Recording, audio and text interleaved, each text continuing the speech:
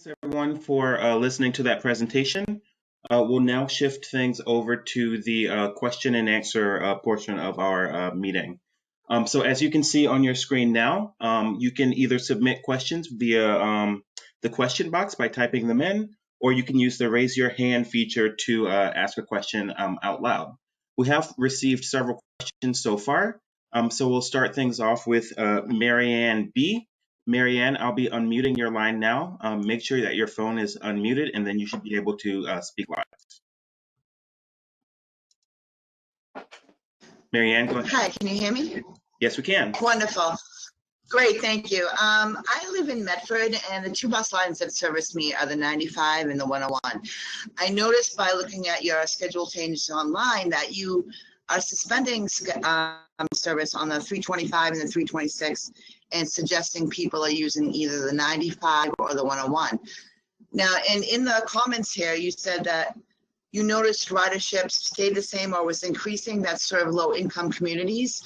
Now, the 101 serves a low housing development in Malden on Salem Street, one in Medford Square, one off of Main Street in Medford, and one in Somerville. The 95 also serves for low-income housing communities, which is basically making up the people. A lot of the people that work there are essential workers, meaning they still have to go out to work every day. Considering that Medford is also a college town because of Tufts, and they're insisting on opening up and having on-campus classes, and that yesterday the Mass Department of Health's dashboard has Medford listed as yellow, meaning that we had 32 cases of COVID reported in the past 14 days. What provisions are you looking at to say that if the ridership is increasing, or if it goes up, the case goes up in, say, September 15th after Tufts opened, and it's been 2 weeks of ridership, also on the 94 and 95, which goes through Medford and services the Tufts campus, what provisions are you going to make then to protect myself, my family, my fellow residents of the city of Medford, or anybody that lives or works here that takes all four of these buses? Also, I noticed that you say you're going to be slowing service on the weekends, or particularly on Sunday, for the 95 and the 101. As it currently stands, 95 and 101 doesn't start running on a Sunday until 9 a.m. The buses then run once an hour. So what does slow service look like? Is that every hour and a half? Is that every 2 hours? So it's really troubling to me that you say, like, you're going that by ridership, the amount of people that are riding the bus, instead of going by what is the case numbers in each town look like where that bus route travels through, and how are you going to do the contact tracing? If there's a student that's on Tufts that takes the 95, or that takes the 96 to Medford Square and then takes the 95 to go to Stop and Shop, are you going to be able to, and they find out, okay, they are positive, are you going to be able to go back and trace every single person that was on that bus? Are you going to put out a notice and say, well, this person came positive and they were riding this bus at this time? How is all of this going to work? Because it feels like to me that I've taken part in meetings like this before, where for fare changes over the years, where people come in from the Mbta, the representatives, and they speak, and then the public gets to speak and offer their matters, and then the Mbta goes forward with what they were originally planning to do in the beginning. And you said at the beginning of this that it was already, this is the way it's going to be, and we will look at the flow of ridership opposed to looking at each town and the increase of cases in each town.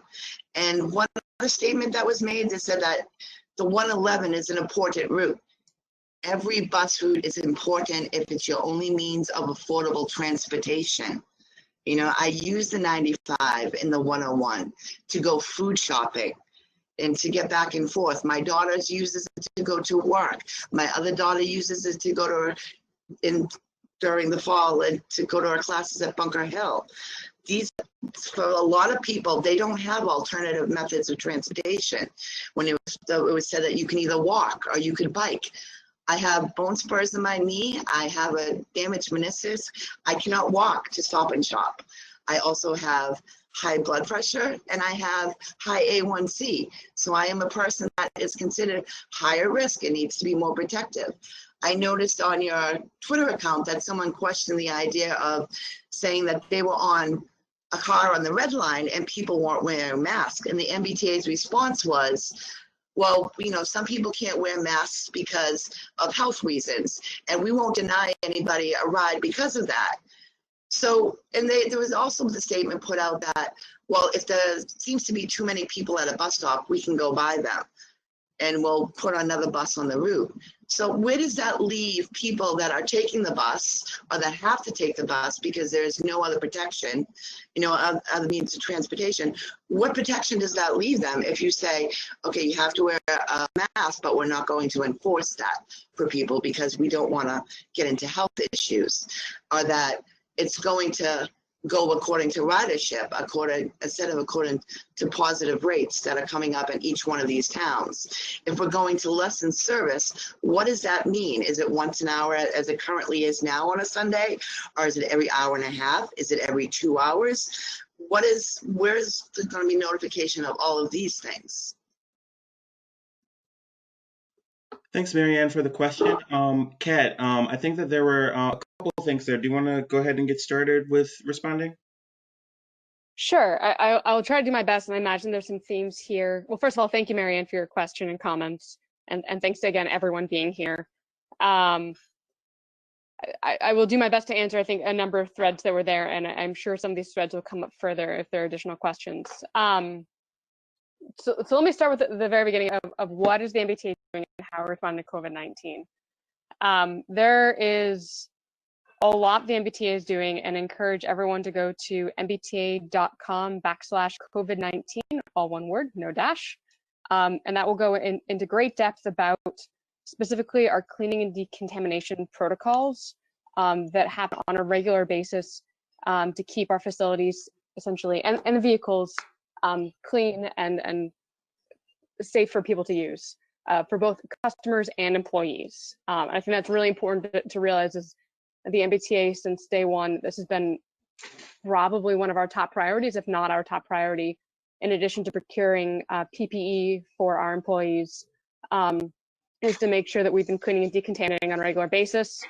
So I think we essentially clean all locations and disinfect it every 24 hours. We clean high touch areas like fair vending machines every 4 hours. And again, there's a much greater detail on our website for people who want to find out more. As part of that too, Marianne referred to the executive order that does require everyone who is taking transportation in Massachusetts to wear a face covering. As Marianne's correct that we currently, the MBTA is not taking a position of enforcement of this. We are requiring and asking everyone to follow essentially our state executive order. And that's largely because in the executive order, it does clearly state that those who cannot wear face coverings due to medical reasons do not need to provide medical documentation if they're unable to wear one. And we're not in the business of enforcing who does and doesn't have the medical documentation, since we can't ourselves ask for it. But so generally, like I said, there's a lot we're trying to do, and happy to answer more about specific things to help keep our buses and vehicles as safe as possible. I think one other key thread there I want to talk a little bit more about is this question of where's their demand, where's their ridership, what happens this fall when students potentially come back. And I think that's a great question, and I think it is one that we as a team really, really grappled with, and we actually even spoke to Boston Public Schools a few times and some other school districts trying to get a sense of what they were planning, even when we had to essentially make some of these decisions a few months ago. And a quick side note here is for those who are unaware, when we build these schedules that then operate the buses, it's actually not a very fast process. We have to make plans a couple months in advance because we work with our workforce and we go through what's known as a pick, and we essentially allow our operators to pick their work to meet all of our collective bargaining agreements. And so the process, we usually have to decide our schedules and plan them at least a month or two in advance. So that's why we're doing this meeting now, So we can, even though unfortunately there's limited ability to change this fall, we can hear this feedback now, and we can make sure we're trying to incorporate it as much as possible for the winter. And again, we'd probably be changing schedules in December. But to the question about the variability of what's going to happen. So one thing we didn't go into in this presentation is what some people may have seen is what we're calling our flexible service. So since March 17th, I think, is when we first changed to emergency schedules, when the essential services ban was put into place. We have been running, and we've had what's essentially unscheduled bus service since then. And essentially the way this works is the schedules that we've been putting out to the public represent at least 70% of all of our bus resources. And then the remainder is essentially unscheduled service that we can then deploy throughout the system wherever seeing crowding. And the reason we did that throughout the spring and summer is it gave us the ability to say, like, we're not quite sure what's going to happen right now. So we wanted to keep some of that flexibility so that if we saw crowding up in Lynn, we could deploy more buses on the 429, or we saw more crowding on the 104 and the 109, which have actually been some of our highest ridership routes. We could put more buses on the 104 and the 109. And so going into this fall, we're actually still reserving 5% of our bus resources as essentially a flexible service.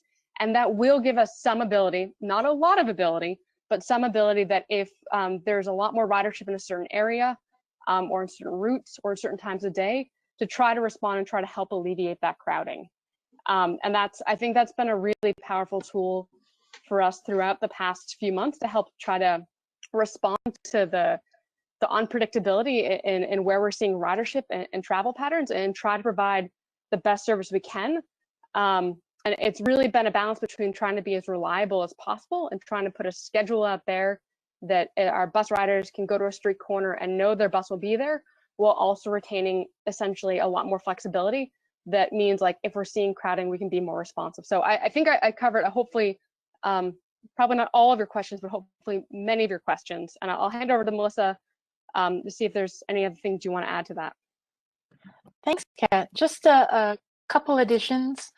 I just wanted to give some context. So the 95 and the 101 were some of the routes that you had referenced. So we're going to be going to improved frequency on that route on weekdays, because right now it's operating reduced Saturday service levels. So that is about 55 trips per weekday, and we're going to go back to a regular weekday, so that'll be 82 trips. So come August 30, your weekday schedule is going to be improving on the 95 and also on the 101.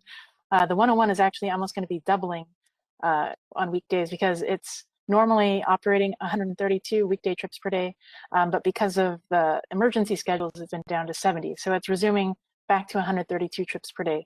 So I just wanted to give that context. On the weekends, it is a modest reduction of about 55 trips per day on the 95 down to 47. So it's still going to be about every hour in terms of the number of, maybe every 45 minutes to an hour on Saturdays in terms of the trips going through Medford Square. No change to the 95 on Sunday, and then similar scope of schedule changes on the 101, but the 101 changes are both on Saturday and Sunday. So I just wanted to give that context on those particular routes. That's what I had. Thank you, Kat and Melissa. We have a lot of questions in the question and answer, in the question pod. So I'll go through some of those, but I do also see a couple hands raised. For the people that have their hands raised, just please do keep your comments to 2 minutes so that we can get through as many questions as we can this evening. So the next question that we have is from Mark W. The question is, will service changes be reflected in the apps used to determine when a bus is coming and where it is located? And so I think those are the apps like the transit app. So can we answer that one? I can jump in on that one. Yes, so these changes are built into our schedules. So if you're using the transit app, any of the real-time information, or if you're getting information on our website for real-time, that information will be up to date. And we're also issuing T alerts to kind of flag that some of these are changes. Great. Thank you, Melissa. The next question is from Cheryl W. The question is, the Route 325 bus has been one that's been suspended, and while I understand why you're doing this, I'd like to believe that it will be brought back in the winter. Oh, and then there's a little bit more. This route pre-pandemic was used a lot and has always been one that MBTA has tried to eliminate. This isn't fair as we pay more for this express bus, and I feel like North Medford is not being considered fairly. So I can try to answer the first one, part of that, about what's happening this fall. And I think the truth of it is, unfortunately, we don't know yet. We want to see, I think there's a big question for everyone to see how ridership plays out after Labor Day. And if we see a big change or if we see the continued slow growth on bus ridership that we're seeing today. And I think one of the key things that we'll take into account, again, is how much ridership is coming back and where it comes back. So the MBTA is currently projecting that we will see ridership come back to probably about 50% by September, potentially early October. I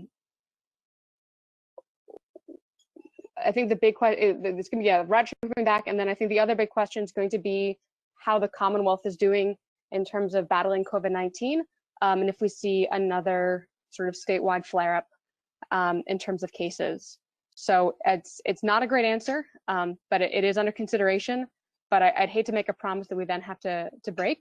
So Cheryl, unfortunately, we don't know yet whether or not we'll be bringing the 325 or 326 back this winter, as well as all the other routes that are currently suspended. And I believe there's at least a dozen of them that we're, and as much as possible, we've tried to make sure that where those have been suspended, that there are alternative options available, and preferably MBT options. So there is a sort of a one-for-one change there. Melissa, anything else you want to add to that? Yeah, just one thing to add is that a lot of this is driven by, the change in capacity of, we can't carry 46 to 52 people on a bus anymore. That's not something that we can plan for given the realities of COVID. So a lot of this centers around like, when are we going to get a vaccine and how quickly is ridership resuming? Because, if ridership continues to resume, but we're still trying to space people out, 20 people to a bus, there's just not enough service to go around. So we're facing some impossible decisions about which services do we maintain and which do we cut. So some of these, we don't know. It depends on, vaccine and COVID and how the pandemic plays out. Thank you both. We have another question from Mark W. What is happening to the Route 55? Yeah, so this one, we actually had a slide for this, but this was in the sort of group of bus routes, the 18 and the 43 and the 55 and the 79 and a handful of, go back, right, this slide, and 236, 245. We had a number of routes that we're recommending to operate sort of skeletal service, peak period only, because we wanted to preserve some amount of service, but we needed to have some other resources available to us. So this was one of those routes. Thank you, Melissa. Next, we're going to go to the phone lines. We have a raised hand from Vanessa C. Vanessa, I'm going to unmute you now, and you'll be able to speak. As a reminder, please keep comments to 2 minutes. It looks like you're self-muted, Vanessa, so you'll need to unmute yourself in order to speak. Okay, sorry. There we go. There we go. I'm confused because I take the 326 and sometimes take the 325, and now with that being suspended, it has caused me some hardship going in and out of Boston. I now have to take either the 101 or the 134, and then I have to catch a train. And with the pandemic going on, it's something that I really, am scared about doing, and I have been doing it, but I'm not happy about it. And I'm wondering how you got your numbers that said that there was too low of people traveling on the 325 and 326, when from March on until a couple of weeks ago, we didn't have to swipe our cards when you got on the bus. So I'm wondering how this all came into play, and if possibly, could we get these buses up and running again so that the people who do pay more money to have this express bus can have that, you know, that travel time again, with just one bus instead of taking a train and two different kinds of buses. And I work on the weekends as well. I'm working for unemployment in Boston, and I also work for the human resources for the Commonwealth of and it's, you know, I've been in and out of Boston 7 days a week sometimes, and with these buses the way they're running, and now without, you know, take away the weekends, without the 326 and 325 during the week, it's very hard to get in and out. And so, you know, I would, whoever is listening, I would, you know, like to say we need to have those two buses come back, even if it's on, you know, a reduced schedule, but during the week. I mean, it would make a huge difference coming in and out of Medford. Thank you, Vanessa. Melissa, do you want to take this? Sure. Thanks, Vanessa. That's a great question, and we appreciate that it while there are other options available, it might take extra time, or you know, I think there's a lot of discomfort with being in the subway tunnels that we've heard from some of our riders and even from some of our peer agencies. So I can appreciate that. One question that you had mentioned was, you know, about the ridership numbers, and I did want to flag that for our ridership numbers that we are using to evaluate crowding on our routes, we typically are using automated passenger counter data. So those are these infrared sensors that are mounted at both the front and the rear doors. So they're capturing people. If you're on a bus that has one, it sort of looks like a bicycle reflector, actually two of them. And it's registering whether people interact with the fare box or not. So it's capturing, you know, kids and strollers and all sorts of things. But it was also capturing riders even during the part of the pandemic when we had suspended fare collection. And that also was an important part of our kind of safety, our health and safety, because we wanted to make sure that we weren't needlessly exposing our drivers to increased risk during the pandemic. We've since been able to install clear barriers at the front of the fare box, which was critical for us to be able to resume that fare collection. So I wanted to highlight that as well. But I appreciate what you've mentioned about the Route 325 and 326, and this is, you know, something that we're considering as we build our winter schedules. Thanks, Melissa. And there's another question from Mark W. Route 11 is listed as having service reduction and service increase on weekends. Could you please clarify?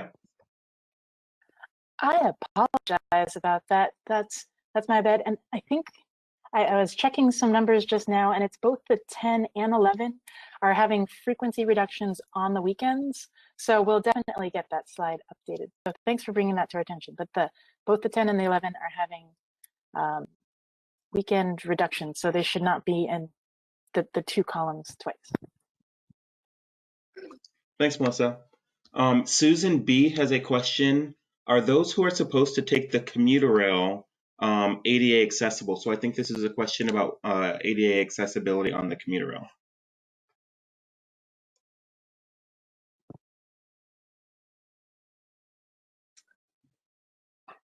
I'm not sure. Sorry, go ahead, Melissa. That's a good question. I don't know what the status of the commuter rail. I know there's some platforms that are there, like some of the Newtonville stations. But there are other options, including the 553, 554, 556, 558, transferring to a 57, that we do have other alternatives available. Thank you, Melissa. We have a couple questions. I think you both touched on this a little bit, but we have a couple questions regarding students returning to the Medford, Somerville area, as well as all over the region. Could we talk about how this plan accounts for students coming back?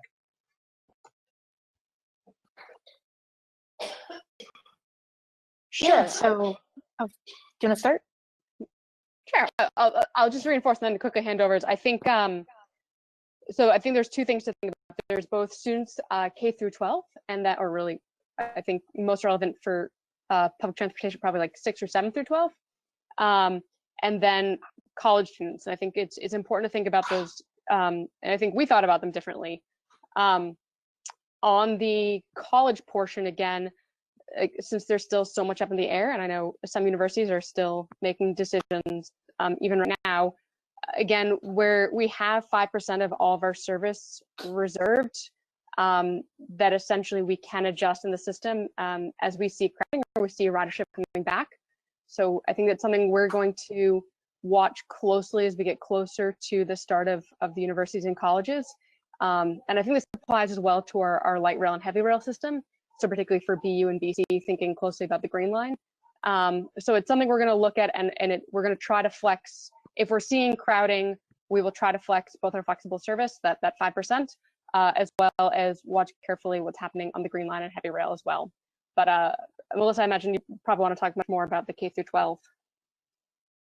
Yes, so it was sort of interesting. At the time that we had built these schedules, no school districts had made any announcements for the, especially for the high school and middle schoolers, of whether they were planning to be in person or remote or some sort of hybrid model.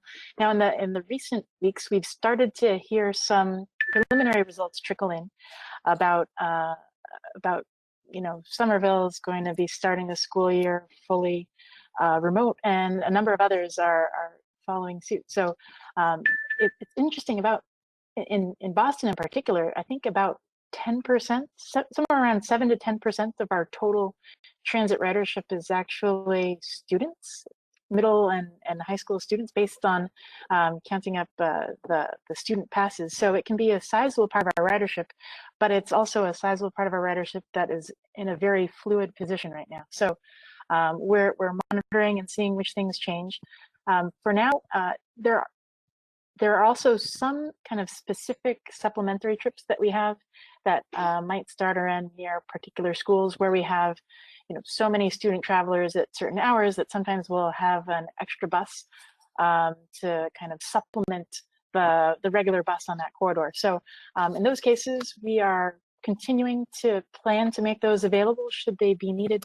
But there's a question as to whether those would be needed. And it's interesting, we didn't have more buses to add. So we have been sticking with the same number of those supplemental buses that we typically had, which sometimes pre-COVID might have had 50 plus students aboard. So we're hoping that because we didn't have more buses to add, that for those services that perhaps hybrid model means that there would be half the number of students traveling on a given day. We had to make a decision, and using the best guess that we had at the time, that was one of the things that we had decided on for the schedules. But that number of those special trips is a very small percentage of the total universe of student travelers. It's only a handful of trips, really. Thanks, Melissa. We have a couple questions that I'm going to combine from Daniel S. When can we expect the fall bus schedules to be released? And also, is it possible to see previous bus schedules?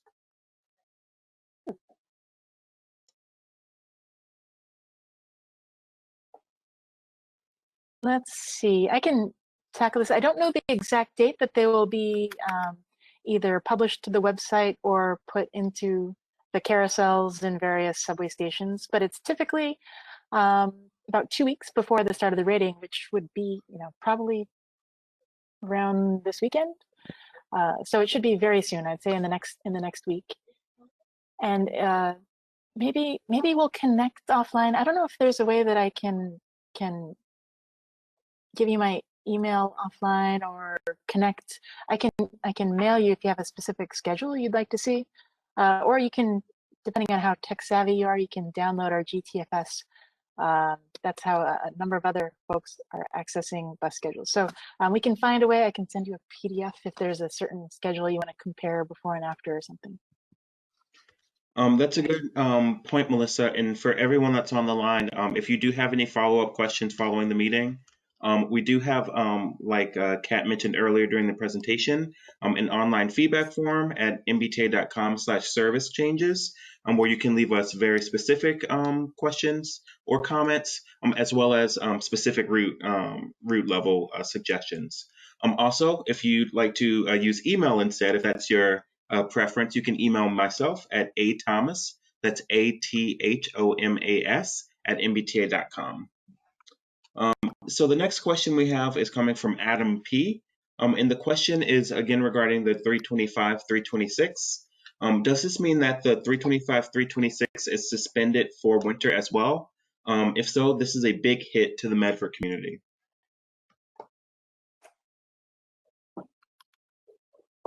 Sure. So Yeah, I think we Go on, you got it. tag. Adam, I think we tried to address this, I think, earlier with Cheryl's question. I think the answer is it's too soon to tell. Like we said, it's going to depend on a lot of factors. Ridership, how ridership comes back again after Labor Day, where ridership comes back, what's happening with COVID-19, is there a vaccine, how widely available is the vaccine, and what is the overall essentially rate of infection in Massachusetts. So we don't know yet, but part of it is hearing the feedback from this group right now. But as Melissa, I think, said very well and significantly better than I can, is there's an untenable solution at some point where we're making harder and harder trade-offs. If ridership continues to come back, but we only have half the capacity in our buses for social distancing, we run out of resources. And currently, we think we're managing pretty well, but doing the best we can. But as ridership continues to come back more and more, there's some really hard choices and trade-offs we have to make about where can we most effectively provide service so that everyone has at least a option, even if it's not necessarily their best or preferred option. Great, thank you. Next question is coming from C. Young. Has any consideration been given to the possibility of increased ridership in the fall, businesses reopening in the fall and college students returning, or just based on current ridership? That's a great question. Thanks for asking that one. So this has been a really tricky time for us in service planning. Kind of our normal way of doing things is we measure the current ridership, and the assumption back in the before times, I'll say, was that it would probably be similar to what it was last quarter or last trading. But this has been just a very unusual time where things are changing down and up much faster than we've ever seen during my 20 years here in the service planning department. So we actually did a little bit more forecasting where we were looking at trends through the deepest part of the lows back in mid-April, and we were saying, okay, based on these trends, where do we think we're going to be in the fall? And at that time, we had projected that bus overall was going to be about maybe like 50% of typical ridership levels, and kind of slowly inching up through the fall. So maybe 60 or 75% by the time we get through to December. But again, that was just a guess based on extrapolations, because this is such a different time than we are accustomed to dealing with. And then some of the other things we had noticed are that the growth rates were really quite different for different routes. So we were using as much data as we had available to us at the time to try to figure out where were different routes going to be on their kind of recovery progression. So that's why we made a lot of the decisions that we've made in terms of reallocating from some routes and, robbing from Peter to pay Paul, as we say. So that's how we did a lot of our decision making. But this is just very unusual because things are so much more fluid than they've ever been. Thanks, Melissa. And I think continuing on that point, there's a question from Marianne B. Why are we using ridership data and not health data for each area?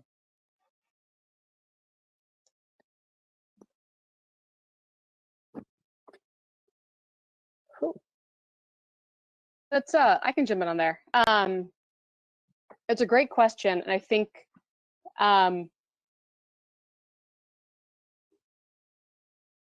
it gets to sort of where we're seeing durable ridership. So we could, I guess what's implicit there is saying sort of, I think ridership for us has been is a more direct indicator about where to add service, recognizing there's a lot of factors, which I think we try to talk through the presentation, that will determine transit usage right now. So for example, again, if you're an area where even if you wanted to bike or walk, you might not be able to do it. So think about Chelsea Revere. There aren't a lot of ways over to Boston across the harbor other than transit and driving. Two is thinking about who has access to a car, who prefers to use a car. And three, thinking about generally just people who are more accustomed to using transit and where transit has been a key part of their life. And so there's been like, and of course, obviously also thinking about our environmental justice communities. I think there's a lot of overlap between all these. And so we've used ridership because I think it is, for us, the best indicator of where will there continue to be ridership. And knowing that where we're seeing ridership and crowding, it just made a lot of sense to us. If we're seeing ridership and crowding, that's a great area. It's really important to us if we're seeing consistently crowded routes to put more resources on them if we could. We've definitely looked at health data and we've thought about health data. And I think particularly it was a key part of our decision making when thinking particularly about communities in Chelsea. But for sort of a direct correlation to where we've added resources and where we've sort of reduced resources, we've used ridership because it's been sort of one of the best proxies for all those other factors that I just talked through. Thank you. The next question that we have is from C. Young again. What is current ridership on the Lowell commuter rail line? That is a great question, and I am frantically trying to look it up right now. I know that commuter rail ridership currently across all modes, across all lines, I want to say is about 10% of baseline, but it does vary line by line. So I don't know who asked the question, but I will actually reach out right now and see if we can get that answer by the end of this meeting. Thanks, Kat. The next question is from Glenn B. And it's in two parts. The first part is pre-pandemic. How many buses were in service on weekdays? Just a total number in aggregate. And with the new service announcements being discussed today, how many buses will be in service on weekdays during that period?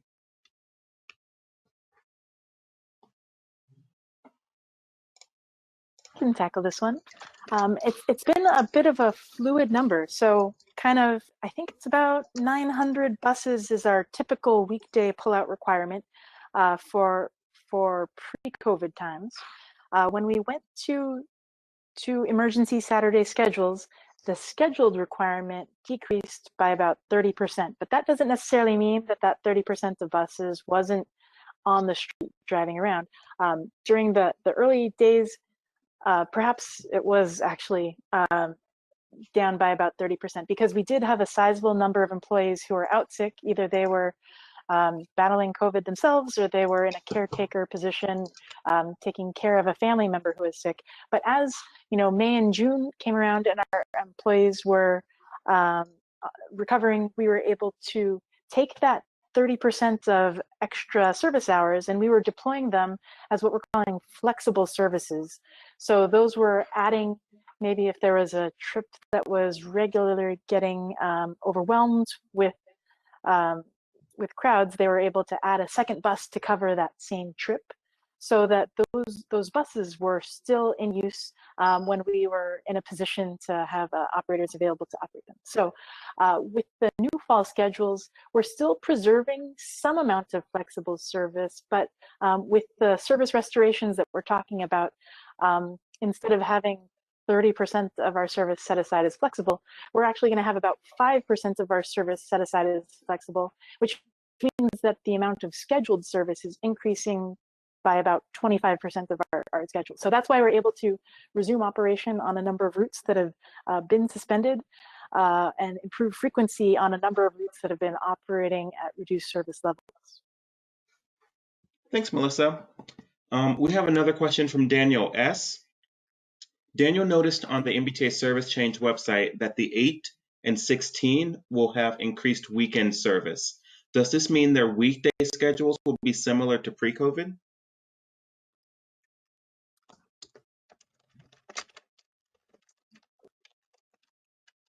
Let me, in general, we made our weekday and our weekend schedule recommendations independently. So if it was a weekend service change, that's either because it looked like there was available capacity that we could reallocate to a place that had crowding, or it meant that on the weekend it was crowded, so we thought that we needed extra resources. So we have access to those ridership levels on weekday services and on weekend services separate. So a change in one direction or another on weekdays doesn't necessarily mean anything. In the case of the 8, the weekend service is slightly better on Saturdays, but at the same time, it's slightly reduced on weekdays. Though, just to put that into context, it's reduced from a regular weekday, but it's still going to be more service than is operating today, because right now we're operating at Saturday emergency schedules. So it's going to be more service than you see today on weekdays. Great. Thank you. Kat, do you have any updates on the Lowell line? Yes, I would share back and take this with a grain of salt, because commuter rail ridership is always challenging for us to get because it often requires us to do manual counts. It's not nearly as statistically significant as our bus ridership. It looks like on Lowell right now, as of mid-July, we were probably around 25% of ridership, but that was really only looking at the AM peak, so it doesn't speak to the whole day. So it's probably safe to say that Lowell is probably around all in about 20% of baseline ridership. But again, I would take that with a caveat and some sort of confidence interval around that. But it looks a little higher than some of our other lines. Thanks, Kat. The next question is from Karen C. Is there any plan for the 426 to ever resume its routes to Haymarket? There's some in this question. There's some questions about wanting to eliminate some routes to Haymarket and provide more service to Wonderland. It would be helpful to know if this is the case, because riders need to know sooner rather than later if they need to find an alternate solution. Yeah, so this is one thing. I don't know if we called it out specifically in the slides, but that's a great question. So right now, the 426 is operating all of the time to Wonderland, because that is what our Saturday schedule is. So when we resume the new fall schedules on at the end of the month, it will resume service to Haymarket. So that's actually kind of a segment that's not operating today that resumes come the end of this month. So it won't be necessarily all the trips, because there were, it was a mix of certain trips would sometimes go to Wonderland on weekdays and sometimes go to Haymarket. So it's, as far as I know, it's the same schedule that we had back in March that will be resuming. So there will be resume service to Haymarket. Great, thank you, Melissa. Next question is from Jason C. Another 55 route question. I take the 55 route downtown. With the Saturday schedule, the bus only goes to Copley and not Park Street. But I've been noticing a lot of riders then transfer to the Green Line at Copley, like myself. Why can't the bus go to Park Street like normal? It seems like a half-baked solution to keep it running, but not fully meet everyone's needs. This will also keep people off of the Green Line, reducing the burden on the trains. Yeah, thanks. That's a good point, and it's a tricky issue, because with reduced capacity on buses, there just aren't enough buses to meet all the needs that we were meeting previously. So we've been looking at a lot of ways to try to meet needs as much as possible. And one of the ways that we did that was looking at where is it possible to remove duplication with other routes so that we can try to keep more routes running. So this is just one of those trade-offs that we had to make, which I know isn't necessarily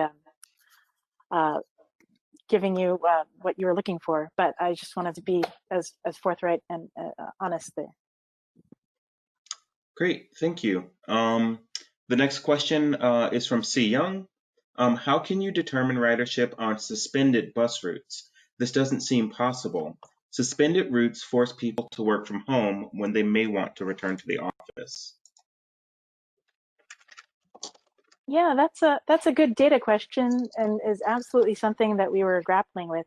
So for the case of trying to forecast what might happen for those suspended routes where we stopped having data available to us on March 17th, we ended up looking in the weeks before that as the pandemic rolled out, because we did see that in some routes, even before routes were suspended, people were voluntarily finding other ways to get to work, whether that's because schools were canceled in some cases, or some of our kind of hypothesis there is that in some cases, people who had the option to work from home started to do that very early. So we were using ridership just before the shutdown as a proxy to estimate what ridership might look like on those routes where we just didn't have data collected because the routes were suspended.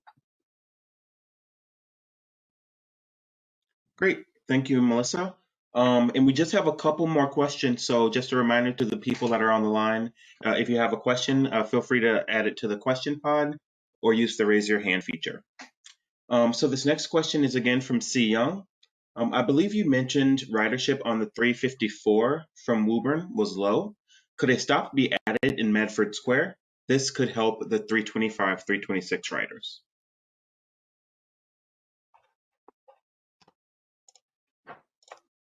Certainly, that's something that we can take a look at. Again, our schedules are set for the fall schedule, but perhaps that's a refinement that we can consider for the winter schedules. And I know the 354 is actually stopping in Medford Square in the reverse peak, just because this is what our route had been doing for some time to connect people going from Medford to Woburn and some other locations for those like reverse commute trips.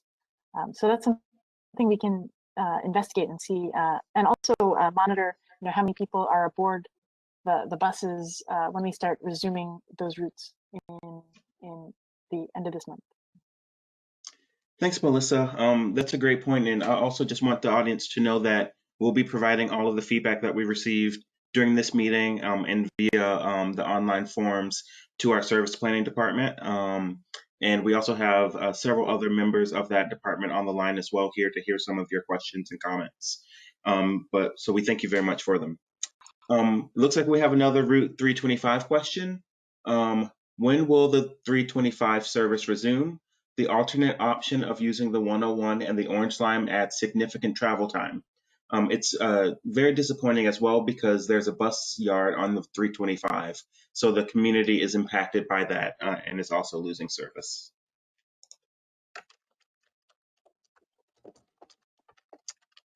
Yeah, thank you for that. I think we answered that previously, and the answer is that we just don't know. So it depends on kind of COVID recovery and availability of vaccine and a number of different factors. Great, thank you, Melissa. And it looks like we have a raised hand from Andrew T. Andrew, I'm going to unmute your line now.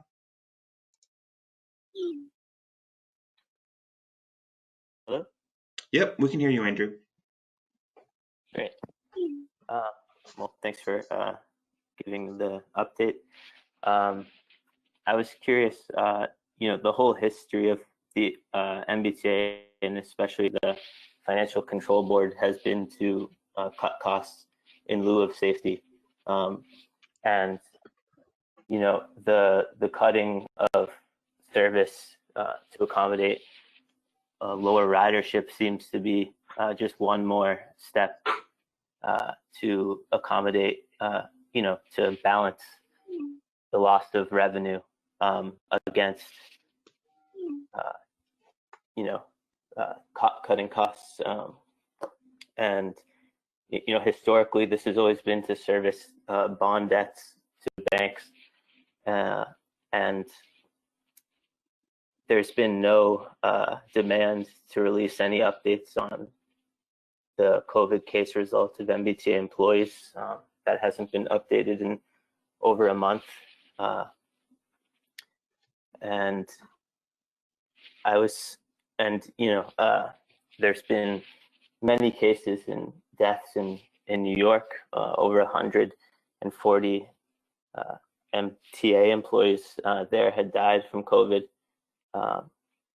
You know, I see that it's, you know, I don't see, unless commuters and employees really take demands for their own interests, I don't see how the MBTA can really accommodate the proper safety measures for riders and employees. I mean, the history has been, you know, during the past 15 years, derailments have increased nearly fourfold. They've put $1 billion towards a new fare system during that time, and they've, you know, cut costs on everything that has led to, you know, what has been a very unsafe transit system, and one that has been kind of falling apart. And I think riders and employees, you know, really deserve, during this pandemic, much more accommodation for their safety. And I don't see any real action on the part of the MBTA or the unions to fight for their interests. And that's all I want to say.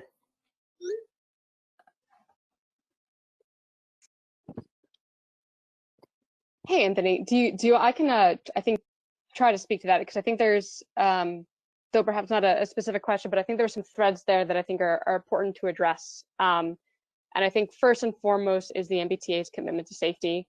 The MBTA is absolutely still committed to safety. Safety is our number one priority. And even during COVID-19, our planning for the response to the findings of the safety panel from December are still one of our top priorities.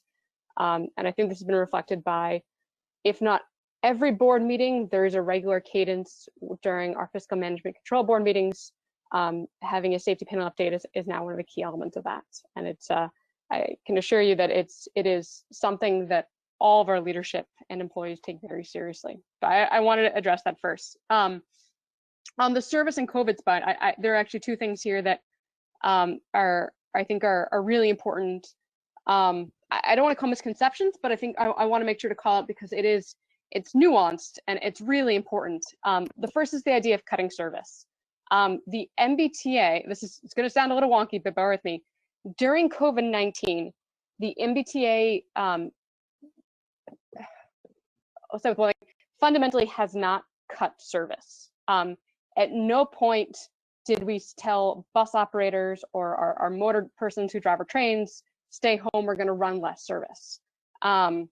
What we've been doing instead, and Melissa and I think spoke to this earlier, is we have been really trying to strive a balance between reliability for our customers, that you all and your family members and your community members knew if you could come to a train or a bus, what we said would be exactly what you get, as much as possible.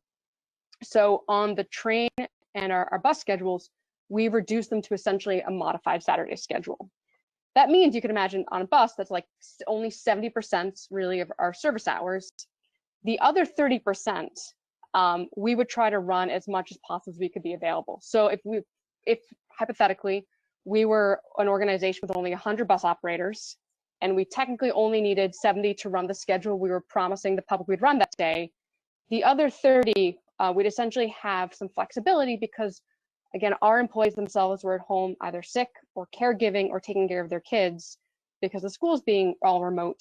So we had lower attendance, but we still had a portion of those 30 flexible, sort of still come to work, because our workforce has been phenomenal throughout this entire pandemic. And so as many people who were supposed to come to work, who did come to work, we would have them out there driving buses or help supporting the train platforms to help sure people are getting on and off trains safely. So we, throughout the pandemic, have been running just as much service as we can, and as much as manpower we have, whether it's on our maintenance side or on our bus or train side. Coming this fall, that 70-30 split is becoming, like I said, 95-5%, where 95% is going to be scheduled. So what you see is exactly what you get. And that 5% is flexible, again, to really help us absorb some of the uncertainty that we know we're still going to face this fall. And the final thing, so I think that's really, really important to realize is, like, on the schedules, it looks like we've reduced service. But and I'll actually show it here, if I can real quick, on the slide about the 111. It's kind of trying to get to this, as you can kind of see here, we actually have been operating a lot more trips that have been unscheduled because we've had the additional manpower, people power. And the final thing I want to close is the idea of employee safety.